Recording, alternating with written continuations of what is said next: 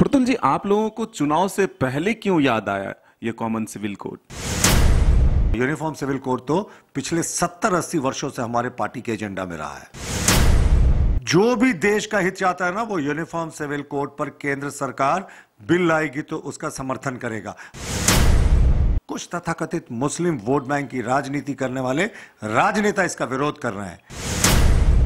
ये कैसा कानून है कि एक आदमी को 4 बीवियां रखने की इजाजत है, लेकिन उसकी बीवी को 4 शादियां करने की इजाजत नहीं है। आगामी 2024 के चुनाव को लेकर के तमाम राजनीतिक दल तैयारियों में जुट चुका है, लेकिन अभी जो फिलहाल चुनाव से पहले देश में एक विवाद शुरू हुआ है वो है कॉमन सिविल कोड को लेकर के। बीजेपी पर आरोप लग रहा है कि 9 वर्षों तक शासन करने के दौरान सिविल कोड जो है उनको याद नहीं आया, लेकिन ठीक चुनाव से पहले सिविल कोड लागू करने की जो बात है वो मुस्लिम तुष्टीकरण की बात सामने आ रही है। हमारे साथ मौजूद हैं बातचीत करने के लिए बीजेपी के प्रवक्ता प्रतुल सहदेव जी। प्रतुल जी, आप लोगों को चुनाव से पहले क्यों याद आया ये कॉमन सिविल कोड? हम कभी से भूले? आप ये बताएं, हमारा जनसंघ काल से अगर आप पार्टी का इतिहास देखेंगे तो यूनिफॉर्म सिविल कोड, राम जन्मभूमि का मुद्दा, 35A का मुद्दा, 370 का मुद्दा, हम एकमात्र दल हैं जो जनसंघ काल से लेके अभी तक ये हमारे हर एक चुनाव के मैनिफेस्टो में रहा। 1977 में जरूर जनसंघ का विलय हो गया था। उस समय इंदिरा गांधी के जो उस समय उनका इमरजेंसी का दौर चल रहा था जनता पार्टी में। लेकिन इसके अतिरिक्त आप देखें तो हमने अपने मूल जो हैं वो यूनिफॉर्म सिविल कोड को कब छोड़ा? मदन जी, हम दूसरे दल की तरह नहीं है। हम नीति सिद्धांत पर अडिग रहने वाले दल हैं। हम तुष्टीकरण नहीं करते हैं। हम सबका साथ, सबका विकास, सबका विश्वास चाहते हैं। और आप फक्र कीजिए, 21वीं शताब्दी में आप रह रहे हैं साहब, और ये कैसा कानून है कि एक आदमी को 4 बीवियां रखने की इजाजत है, लेकिन उसकी बीवी को 4 शादियां करने की इजाजत नहीं है। वो 3 तलाक कहे तो तलाक हो जाए, और बीवी को जो उससे अलग होना होता है तो उसके लिए बहुत ही टेक्निकल समस्या है, उसे खुला या शायद कुछ ऐसे ही कहते हैं। तो ये मुस्लिम तुष्टीकरण के नाम पर जिन लोगों ने अपनी रोटियां सेकी, उनके मुंह पे करारा तमाचा है। लेकिन हम अपने मैनिफेस्टो में सिविल कोड को कभी नहीं भूले। सिविल कोड हमारे लिए एक बहुत ही महत्वपूर्ण विषय रहा है हमेशा से, और वो रहेगा हमारे लिए। जो भी है मुस्लिम समाज से, आप आज अब्दुल हमीद जी की जयंती है जो परमवीर चक्र विजेता थे। आज कितने सेकुलर दल के नेताओं ने जाकर उनके मजार पर फूल चढ़ाए या उनके स्टैचू पर फूल चढ़ाया है। हमारे प्रधानमंत्री जी ने श्रद्धांजलि दी। जो ब्रिगेडियर उस्मान थे, उनकी जब शहादत हुई थी 1947 के पहले लड़ाई में, जब पाकिस्तान में कबीलाई घुस गए थे, तो उनकी शहादत पर कितने सेकुलर नेता गए। हमारे लिए अब्दुल कलाम जो है वो राष्ट्रीयता के प्रतीक हो सकते हैं। औरंगजेब, अकबर, टीपू सुल्तान, ये सब हमारे लिए कभी नहीं हो सकते हैं कि ये हमारे प्रतीक हैं। ये लोग कत्लेआम करने वाले बादशाह थे, राजा थे, जिनको कांग्रेस की हुकूमतों ने गलत जगह दिया इतिहास में। ये हत्यारे लोग थे, लेकिन इनको ग्लोरीफाई करके अकबर द ग्रेट। महाराणा प्रताप क्यों महान नहीं साहब?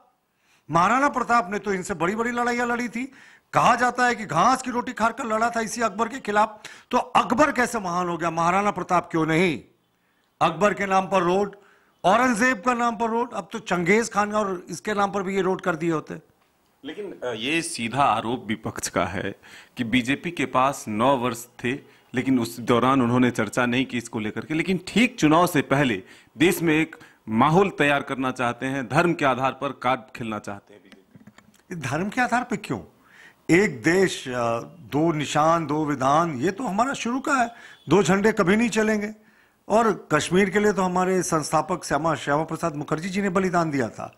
तो कश्मीर में 370 ये कहते थे नहीं हटेगा, खून की नदियां बह जाएंगी। क्या हुआ? हमने हटाया। हमारी इस बार की सरकार ने हटाया। 35A नहीं हटेगा, हमने हटाया।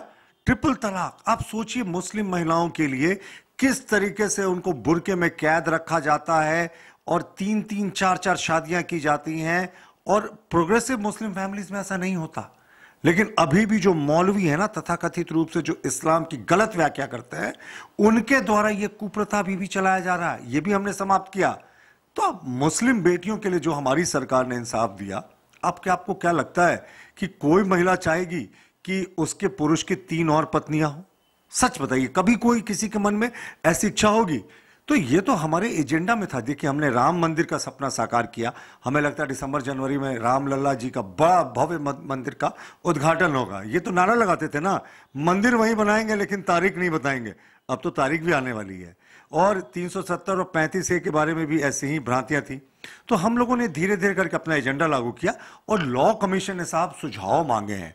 जिसको जिस पर आपत्ति है उस पर सुझाव देना, अपनी आपत्तियों को तो दें, लेकिन बाहर ये लॉ कमीशन के प्लेटफॉर्म के बाहर जहां इन्हें सजेशंस दे रहे हैं, ये माहौल क्यों बना रहे हैं? ये पहले से जान गए। और भाई, आम आदमी पार्टी ने तो कहा कि हम इनके साथ हैं, उद्धव ठाकरे ने कहा हम इनके साथ हैं यूनिफॉर्म सिविल कोड पर।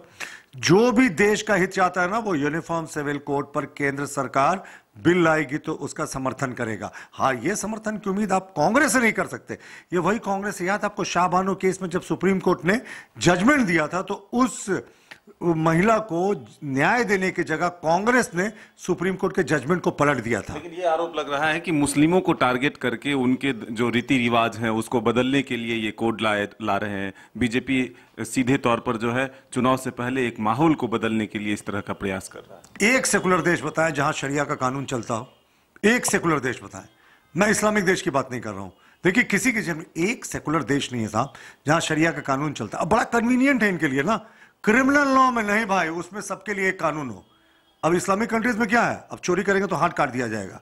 यहां इंडिया में क्यों नहीं ये लागू करने देते हैं कि हाथ काट दिया जाएगा? सेलेक्टिव होते हैं।